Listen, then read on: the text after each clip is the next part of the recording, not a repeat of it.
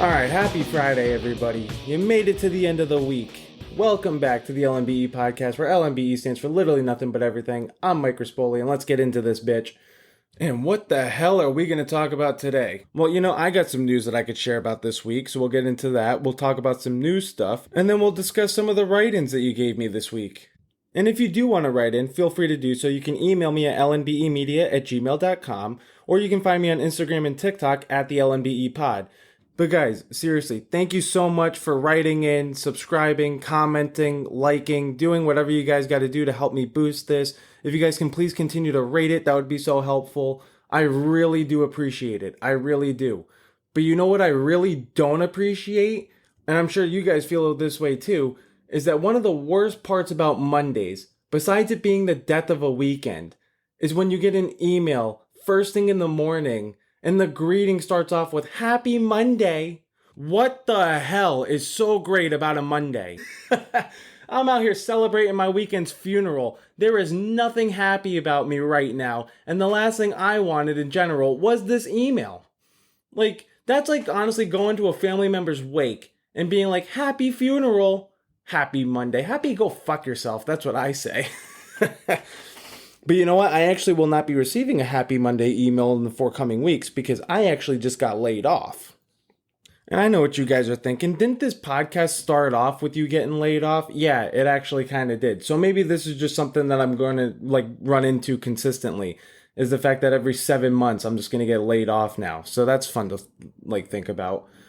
I don't know. It actually, it was really bizarre because I knew something was up when HR scheduled the meeting on behalf of my CEO. That was when I knew. I was like, all right, something's going on here.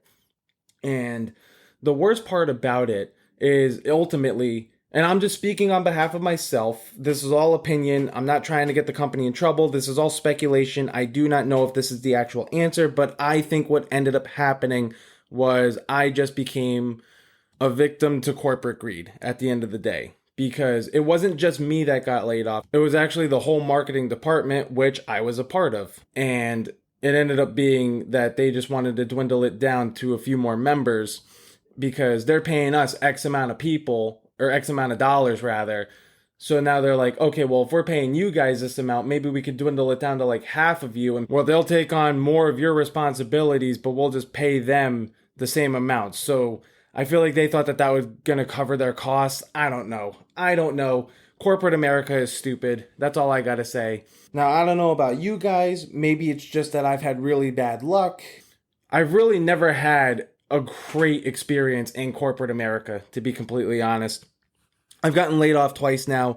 I remember in my first job, right out of college, I was actually offered a raise, and then 6 months later it was denied because quote unquote we can't afford it. So I don't know, man. It's all just greed at the end of the day. But I'm gonna be looking for a new job, so that's always fun, and hopefully I can find something.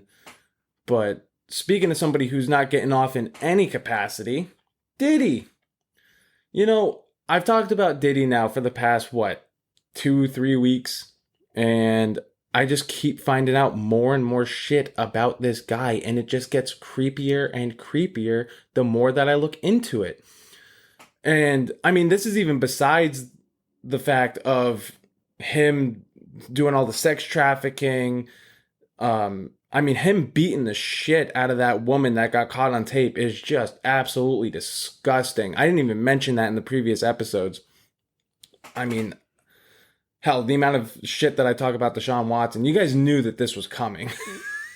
I cannot get over this. And the more that I look into it, the more I'm just like, this dude is just an absolute creep despite all of it. I mean, he dated this woman, Cassie Ventura or whoever. I didn't even know who she was until this whole thing came out. But from what I know, I think he was 30 or something, or 39, whatever the fuck. And she was 19. And then last week I mentioned Jay-Z for a second, and I mentioned Beyonce. And like I mentioned how Ashton Kutcher and Mila Kunis were maybe a grooming type thing. I don't necessarily know that because looking at their ages, they're only 5 or 6 years apart. So I think I was completely wrong on that. I don't think Ashton groomed her. I think it was just a bizarre situation. I think because of Ashton's involvement with Diddy and how close they were, I think Mila just ultimately got disgusted and she's like, I want out of this. Like, I can't be with somebody who acts like you or does things like you. I don't know what Ashton did, but obviously it was bad enough for Mila to file for some sort of a separation from what I know.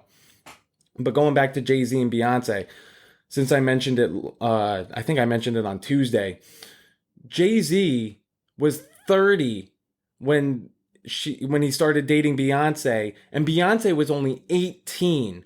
And the only thing I want to say about this, and this includes Diddy as well with the 19-year-old, it's disgusting. And you could say, oh, well, you know what? They're both legal adults. They both know. No. You're telling me that you're looking at that age gap and being like, that's not a little weird? But my biggest question, honestly, is how the hell do you date somebody with that kind of an age gap? I mean, I've talked to some of these 20-something-year-olds at the bar. I mean, if you guys tried to talk to somebody in their early 20s, it's hard. Like, some of these people, blame it on COVID, blame it on technology, blame it on the fact that they're just always on their phones and they don't know how to have a human face-to-face interaction. But these people are just socially challenged. I mean, it's kind of like podcasting, where I'm just talking to an empty audience, but the problem is the members are right in front of me. And even then, I feel like I'm just talking to a wall. But my biggest question is, how do you talk to somebody with that sort of an age gap when you're 30 versus 18? Now, maybe it's a little bit different in the music industry or the entertainment industry. But for me personally, I think I've talked about this in an earlier episode, is the fact that I just cannot bring myself to try and go out with somebody with such an age gap. I'm 28. There's no way I could even attempt to go out with even somebody who's like a 22-year-old, despite an 18-year-old. Why the fuck somebody would want to, who's over 21, would want to date an 18-year-old is beyond me. It's not, you're hindering so much of what you can do. It's not like you can go out to bars. It's not like you can bring her to the club. Like, the hell what do? You just sit at home and you Netflix and chill? What is the whole point? But for me, I'm looking at somebody who's maybe at least in the same stage of life as me. Because if you're in the age range of 18 to 22, you're either still in college or you're just coming out of college, and your phase of life is just totally different from what I'm looking for. Like, when you're in your mid to late 20s, you're kind of more involved in your career. You're a little bit more settled. You kind of have a plan on where you're going to be going in life and what you're trying to do. But, I mean, I'm low-key kind of out of the party phase. I mean, I don't even drink anymore. I mentioned before I smoked weed, but like, I can't even really do that anymore because it just, oh my God, it just makes me so lazy now. I used to be able to like get up and do whatever I wanted, but now I'm just like, if I smoke a joint, I'm out for the night. Like, I ain't doing shit anymore. Plus, I just gotta say, some of the shit that you guys smoke, it is so strong. I don't know how the hell you handle that. Now that weed's legal, you just see it all over the street. You go up to somebody, you say hi, and they just kind of look at you like dazed. Honestly, we're living in a zombie movie right now with some of the shit people smoke. But the main problem for me is when I smoke, I get hard munchies and I just become a gluttonous asshole. Oh man, it just makes me so miserable because then I'm just like, oh my God, I look at myself and I'm just like, you fat fuck, what are you doing here? Like, those pounds become so much harder to shed once you reach like a certain age. And I'm pushing 30. And I'm already starting to see how hard it is to kind of like maintain. So I actually find way more enjoyment in living a more healthier lifestyle and working out and finding stimulation in that aspect. And then it just becomes this thing of like, hey, what the hell are we doing here? Like, we work so hard to attain the body that we have, and we're just going to ruin it all in one night. Plus, I don't know if you guys are like this. Maybe you aren't. But anybody who's gone through a fitness journey, because I went through a fitness journey. Back when I was like 18, I used to be like 245 pounds. Now I'm a solid like anywhere from 185 to 190. And for me, once I get to a certain point, if you guys are like this, you might understand. But when I get to a certain point, I am just like, all right, time to cut back, time to like get back in shape. We got to do this because I just don't want to get back to where I was. And I'm also so vain of a person. I mean, I'm not even going to date somebody if I don't find them attractive. So I'm like, if I don't find myself attractive, what the hell makes me think that somebody else is going to find me attractive? But even with that, Somebody who's a 20-year-old might not have the same philosophy as me, who's a little bit older and kind of cares a little bit more. And by drinking so much and all that stuff, like, I don't know, I feel like you guys got to be on the same wavelength when you're dating somebody. You can't, it's okay to be opposites attract, but you can't be polar opposites. And I feel like a 30-year-old and an 18-year-old, yeah, you might have some common interests when it comes to TV, movies, whatever it is, but the facts of life of what you guys are looking for are vastly different. And I think that's one of the main issues. And I also think maybe that's why these guys who are so old go after these young women, because they're trying to get them to be who they want them to be, and they're not allowing these women to be who they are for themselves. So I don't know. It's, call it grooming, call it whatever. I call it disgusting. But on that note, speaking of something that I thought was gonna be disgusting, but ended up being actually a refreshing drink of water, was the debates on Tuesday. Did anybody catch that? I mean, I was going into this thinking it was just gonna be an insult contest, but it was the most civilized debate that I had seen in my adult life. I mean, it has been years since I think any of us have seen politicians that were that polite to one another. Literally, the definition of agree to disagree. Maybe it proves that we only have Midwesterners be our politicians, or maybe it also means that these two should have just been the people that we were picking from the start. It was honestly really bad TV, if I'm going to be completely honest, because it was so cordial. Like, to go from a Trump debate that literally is just bad reality TV. I mean, anything on Bravo is what Trump brings to the table that Teresa Giudice will just end up flipping over. What? You're telling me that you never had a sick day from school and you didn't sit there and watch Bravo television with your mom? Oh, maybe this is why one of my old managers thought I was gay. But alright, anyways, to see an old-fashioned, no-holds-barred, just true-style debate on the issues. It wasn't the debate that America wanted, but it was the debate that America truly needed, to see that not all of our politicians are absolute nutbags. But I will say, and I'm going to try and make this as unbiased as I can, but if you guys have listened to previous episodes, I think you all know where I stand, but I think that JD ended up having a better performance, because Tim performed a waltz and just danced around a bunch of questions. And I'm not saying JD didn't avoid some questions. He 100% avoided the whole, like, election denial thing. And it wasn't like that many, but there was a couple that I do remember when it comes to waltz.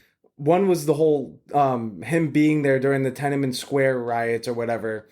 And he was like, oh yeah, I did school trips. And I think Trump would actually benefit from being on one of those trips and seeing what China was like or whatever.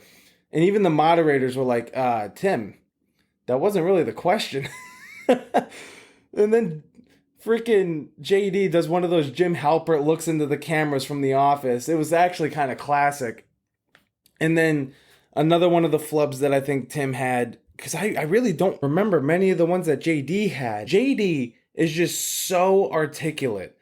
Like, I wish I could do a podcast as calm, cool, and collected as that guy can do a debate. That dude just knows how to publicly speak. It is unreal. And it's also unreal how authentic he comes across. Like, that dude just truly knows his shit. You might not agree with what he had to say, but you can't tell me that you didn't come away from that debate being like, holy crap, that dude is smart. Meanwhile, you got Tim Waltz being like, I'm friends with school shooters. And I know he misspoke, but I'm just like, oh, really, Tim? Like, oh, besides deer, what the hell else are you shooting? And then Tim also was just like, yeah, you know what? I talk a lot and I'm a knucklehead. But you know what? I am not in politics. I never have any plans or aspirations to even run for office. But you know what I don't want? Is a dude who's a self-proclaimed knucklehead advising the president on important matters. And I just gotta say this. The look that he gave to some of the questions was probably the same look that deer he apparently hunts gave him after he got his shot off. But too bad he actually wasn't going up against a deer. Oh my god, those friggin' stupid ass animals. I'm sure I've said this story before, but I got hit by a deer once. And deers are the only animal that will see a large moving object and run towards it. Friggin' kamikaze pilots of the animal world. Oh, speaking of death, did you guys see some sports news that I saw? Um, Apparently Pete Rose passed away. Now he was 83, so he lived a very long life. So it's not surprising. I mean, at that age, it's no longer sad. It's only sad, I would say, if you're anywhere from the ages of 50 to 70. Then it's kind of like, oh my gosh, they were so young. Their backs and their knees might say otherwise, but they were young.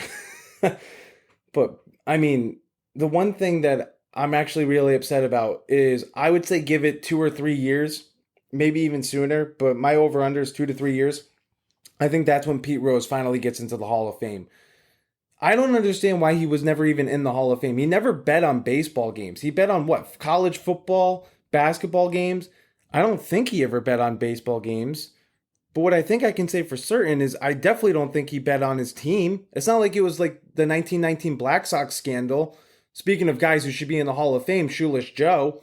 Look at his stats during that World Series. You're going to tell me that he blew that game? Absolutely not. I think he batted like over 250 and he had 2 home runs in that series. You're telling me that based on that alone, he alone was a sole member of somebody who's cheating? Absolutely not. You don't unintentionally hit 2 home runs. That's not a thing. Oh, I fucking mishit it. That's not, no. Nobody mishits. Actually, that's not true. I think Mark Teixeira back in the day actually hit a home run off of a broken bat, but that just tells you the guy's power. But yeah, maybe if Pete Rose had a translator, then maybe he would have gotten away with the betting. Because isn't that what Shohei Ohtani got away with? Oh, it wasn't me. I just got confused because my translator was telling me bullshit. And also, the fact that sports betting is now legal, I really hope to God that the reason why they didn't let him in the Hall of Fame was because he was still alive and that was his punishment. But I guarantee it now. I said it, 2 to 3 years. I guarantee he'll probably make it into the Hall of Fame because that's just how it's going to work. Because they wanted to set the precedent and he ended up being it. But also, speaking of guys 50 to 70 who's young and passing away, Dikembe Mutombo. Now, I was never a big NBA fan, but I saw that he passed away too. I think he was only 58, and that's what's really sad is the fact that he was super young. But I never really watched him play. I've never watched NBA ball. I just cannot get into it. The whole super teams thing, it just drives me crazy. I've got a whole episode on it when I did my March Madness thing. But what I do know is the guy was a fantastic defender. And actually, that's how I remember him when he did that Geico commercial back in like the early 2010s. How happy your customers saving money with Geico? As happy as Dikembe Mutombo blocking shots. So rest in peace to both of those guys. You honestly, both of them, fantastic. Pete Rose, all-time MLB hits leader. I don't think anybody's going to be breaking that record. And Dikembe Mutombo, I know he's regarded as one of the greatest defensive players of all time. I know he's in the Hall of Fame. So both guys really prominent at their sport, really great at their craft. The sports world lost two incredible legends this week. But all right, let's get into some of your write-ins here. So on Tuesday, I asked what some of your favorite fall activities were. And the overwhelming majority was apple picking and decorating pumpkins. And it just kind of makes me think, are there any other foods that we knowingly just waste just to pass by the time? Oh, you know what? I actually got one. We all waste water.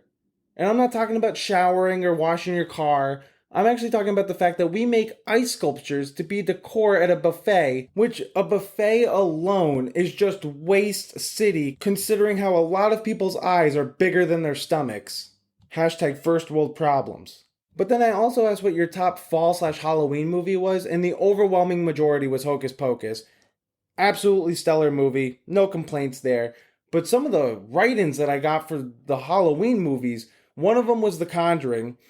And I actually had seen this movie. I was dating this chick at the time, and we were holding hands during it. And I swear to God, I was squeezing her hand harder than she was mine. I do not do exorcism movies. I just cannot do them. Say it's because I'm Catholic, but the fact that something evil can just completely overtake you, I just do not like it. Pineapples. And then another one I got was The Grudge, which I've never seen, so I think it's about time, because I think that one actually is a classic. And then The Devil's Rejects, and I feel like that's just something that I could fall under, because I suck at everything so bad that even the devil doesn't want my soul. And then I also got Hellraiser, which I had never seen. But the immediate question that I thought of when it came to that suggestion was, did Ozzy write his song Hellraiser for that movie? And that's honestly the only reason why I'm even curious to watch it, because now I gotta know. But I'll let you know how many I can get through, and I'll give you my critiques on all of them. Because I got nothing but time now, except for looking for jobs. So I'll let you guys know. And with that, I think that does it for me. And if you guys like this episode, please continue to share, rate, subscribe, comment, do whatever you gotta do to help me out. I really do appreciate it. Make sure you check me out on my socials at the LMBE Pod on TikTok and Instagram. And if you guys want to write in, please feel free to do so. You can email me at lmbemedia@gmail.com. Alright guys, thank you so much for listening, and I'll catch up with you on Tuesday. Have a great weekend.